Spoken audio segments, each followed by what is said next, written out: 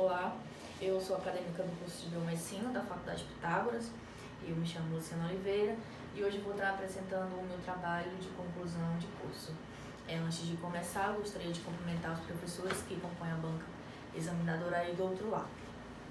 Pois bem, o tema do meu trabalho é Exame de Papa Nicolau em mulheres encarceradas.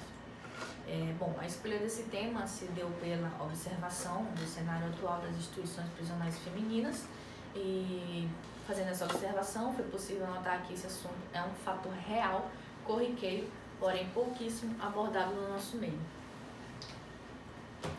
Eu vou começar a apresentação com a esquematização do trabalho, sequenciado por aspectos introdutórios, onde farei uma breve descrição de modo geral do tema do trabalho, o problema, onde responderei no decorrer da defesa, os objetivos, tanto o objetivo geral como os objetivos específicos, a metodologia utilizada, o desenvolvimento, onde articularei sobre cada capítulo, por fim, o resultado da pesquisa, as considerações finais e as principais referências.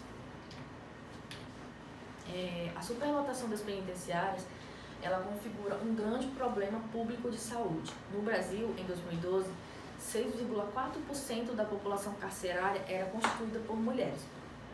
A atual situação do Brasil em relação à saúde da população carcerária é bastante precária, pois as prisões constituem-se em um local de contato com milhares de pessoas que estão frequentemente fora do alcance de sistemas de saúde convencionais, deixando-as assim vulneráveis a qualquer tipo de doença infecto-contagiantes. O Papa Nicolau ele é um exame que faz análise das células da região do colo do útero para identificar infecções vaginais. Também identifica doenças sexualmente transmissíveis, as famosas DSTs, e principalmente algum sinal precoce do câncer do colo uterino. O câncer do colo do útero é a parte inferior do útero e geralmente ela também é conhecida como cervical, por isso o nome câncer cervical. O câncer cervical é um dos cânceres mais comuns do sexo feminino. A OMS recomenda que todas as mulheres com idade fértil façam um exame ginecológico pelo menos uma vez a cada 2 anos, a fim de prevenir esta e outras doenças ginecológicas. Portanto, a maioria das mulheres ocidentais são regularmente submetidas a este teste de amostragem cervical, que é o Papa Nicolau. A problemática. Vamos lá. Diante dos fatos expostos ao longo da defesa, vai ser possível observar um fator muito em evidência, que é a baixa cobertura desse exame para mulheres privadas de liberdade. Partindo desse cenário e levando em consideração que mulheres encarceradas são sim prejudicadas em relação a exames, a presente pesquisa ela reúne dados e informações com o intuito de responder ao problema de pesquisa, que é qual a cobertura do exame de Papa Nicolau e quais os sintomas de saúde que as mulheres encarceradas apresentam. Vai ser possível observar também que a desatenção é muito grande, deixando explícito que toda essa condição precisa ser modificada, por ser uma obrigação do Estado zelar pela saúde dessa população privada de liberdade. Vamos ao objetivo. Objetivo primário, também conhecido como objetivo geral. Aonde eu quero chegar? Eu quero identificar as dificuldades encontradas para a realização do exame de Papa Nicolau em mulheres encarceradas e discutir essa vulnerabilidade dessas mulheres em relação a doenças infecto-contagiantes. E com objetivo secundário, conhecido também como os objetivos específicos, eu vou descrever o que é o Papa Nicolau, verificar a cobertura e demonstrar a importância da realização do exame. Aqui eu tenho a metodologia. Para o desenvolvimento do trabalho, foi utilizado a pesquisa bibliográfica. As pesquisas bibliográficas baseou-se em publicações científicas dos sites como Cielo, o Google Acadêmico, artigos científicos e revistas com bases científicas. Breve histórico do Papa Nicolau. Para entender melhor tudo isso, precisamos entender primeiro o que é o Papa Nicolau, onde surgiu e para que serve. Georgios Papanicolaou, conhecido também como pai da citologia, nasceu em 13 de maio de 1883 na Grécia. Georgios Papanicolaou entrou na história da pesquisa e da medicina por ter desenvolvido um teste para a detecção precoce do câncer de colo do útero, que hoje leva seu nome, Exame de Papanicolaou. Georgios Papanicolaou, ele sempre foi um ótimo aluno. Papanicolaou, ele foi pioneiro na elucidação da fisiologia e das características citopatológicas do sistema reprodutor feminino. O exame de Papanicolaou continua sendo, quase 80 anos depois, uma das atribuições decisivas no campo da medicina preventiva do século passado. O Papanicolaou, ele é considerado o melhor e mais utilizado exame para diagnóstico de lesões precoces do câncer do colo do útero e conseguiu reduzir em média de 70% a 75% o número de mortes. O exame detecta 95% dos cânceres cervicais. E faz também um estado no qual ainda não podem ser observados a olho nu, e assim podem ser tratados e curados. Bom, o exame de Papanicolaou é um procedimento simples que costuma ser realizado no próprio consultório ou em laboratórios diagnósticos. Nele, o médico coleta material do colo uterino com uma colher de raspagem. Após isso, a substância coletada ela é colocada em uma lâmina e levada para observação no microscópio e analisada no laboratório.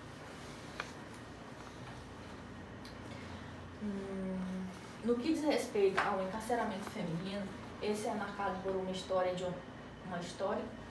omissão dos poderes públicos, evidenciada pela completa ausência de qualquer política pública que considera a mulher encarcerada sujeito de direitos inerentes à sua condição de pessoa humana e, muito particularmente, às suas especificidades oriundas de questões de gênero. Os direitos das mulheres presas são violados de modo acentuado pelo Estado brasileiro, indo da desatenção a direitos essenciais, como a saúde, educação, trabalho e preservação de vínculos a relatos familiares. No Brasil, o papel da mulher passou por transformações tanto nas atividades domésticas como no mercado de trabalho. O número de mulheres que trabalham por remuneração aumentou significativamente. A inserção de mais mulheres no mercado de trabalho também envolve aspectos como tempo dedicado a ofício e remuneração própria, fatores que impactam a família, uma vez que levam a menos tempo disponível para as atividades domésticas e cuidar da saúde. Além de certa liberdade decorrente desse novo contexto, é vital considerar a existência de obstáculos como as demandas do progresso tecnológico. A concorrência no mercado de trabalho e desemprego, os direitos, os quais geram problemas sociais, né, como miséria, vínculos laboratoriais precários e o aumento da economia informal no país. Deste modo, a frequência, a busca por oportunidades de geração de renda própria resulta em atos criminosos. Assim, a inserção do indivíduo que na criminalidade traz consigo um rótulo marcante. Esse cidadão durante ao longo do período, ou pelo menos da sua vida, com possibilidade de privatização, de liberdade ou de outros direitos fundamentais. Nesse sentido, quando a criminalidade envolve mulheres, seu peso negativo aumenta bastante, devido às características sociais, culturais e históricas de gênero. Tradicionalmente, as mulheres assumem maior responsabilidade em relação ao cuidado com os filhos e a manutenção da casa do que os homens, o que leva ao impacto da prisão a ser mais chocante para as prisioneiras, causando danos ainda maiores à estrutura do lar e ao desenvolvimento dos filhos. Os motivos do encarceramento são associados ao uso ou tráfico de drogas em inúmeros casos.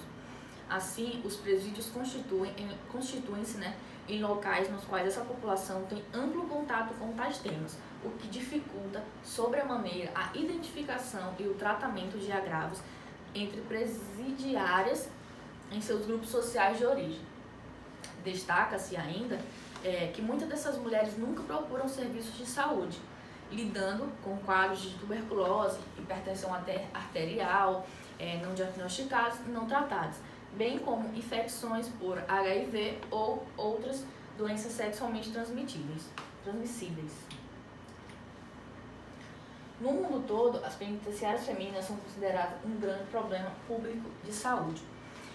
Tendo em vista que nessas instituições está agrupada uma parcela da população vulnerável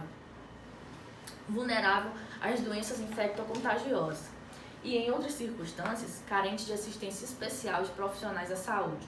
No país, a atual situação de saúde da população encarcerada é muito preocupante, pois as penitenciárias são estruturadas para acomodar uma pequena parcela dessa população, mas devido ao aumento da violência urbana e número de prisioneiros, há superlotações nas celas, provocando a disseminação de diferentes patologias. O acompanhamento ginecológico, dentro das instituições prisionais, assume uma projeção que vai além do exame preventivo, tendo em vista as vulnerabilidades inerentes à população feminina privadas de sua liberdade. A consulta pode configurar uma vital oportunidade de aconselhamento, orientação e fornecimento de preservativos, além de identificação de agravos. O exame, na verdade, de Papa Nicolau, por exemplo, possibilita a detecção precoce do câncer de órgãos genitais no aparelho reprodutor e nos seios devem ser realizados anualmente. Porém, tais exames não são disponibilizados em grande maioria nas instituições prisionais. Desse modo, a realidade é que a maior parte das prisioneiras sequer realiza uma consulta médica para verificar a necessidade de submeter-se a exame do Papa Nicolau. Portanto, mostra evidente vulnerabilidade dessas mulheres em relação às doenças infecto-contagiosas em todos os seus níveis. No estudo dos artigos, observou-se reduzida a cobertura do exame de Papa Nicolau em mulheres encarceradas. Os resultados observados em todos os artigos são preocupantes e divergem de forma importante àqueles apresentados hoje em dia. A importância do Papa Nicolau. Depois de uma análise minuciosa do patologista, o exame do Papa Nicolau pode apontar eventuais anormalidades nas células, que podem ser tanto benignas como malignas. Sozinho, o exame ele não é capaz de fechar um diagnóstico de câncer, mas ele é muito importante na prevenção e pode ajudar no diagnóstico precoce da doença. O objetivo do exame é simplesmente rastrear as mulheres que podem estar no processo de desenvolver no futuro um câncer no colo de útero. Ele, de modo geral, não serve para mostrar nenhum tipo de corrimento e nem outros sintomas ginecológicos. O teste permite detectar alterações anormais nas células do colo uterino antes que o câncer se desenvolva, por ter um baixo custo, ser de fácil acesso e bastante efetivo. O Papa Nicolau se tornou o padrão de excelência na detecção de câncer cervical. Em todo o mundo, para todo mundo, na verdade, o Papa Nicolau se tornou o padrão ouro. Sendo assim, a maior importância do exame Papa Nicolau é o diagnóstico precoce do colo do útero. Resultado. Bom, os resultados são preocupantes. Diante das observações de pesquisas bibliográficas e documentais, foi possível detectar que as mulheres privadas de liberdade têm uma baixa cobertura do exame de Papa Nicolau e estão sob o maior risco do câncer do colo uterino, pois no que diz respeito ao encarceramento feminino, esse é marcado por uma história de omissão dos poderes públicos. Evidenciada também pela completa ausência de qualquer políticas públicas que consideram a mulher encarcerada sujeito de direitos.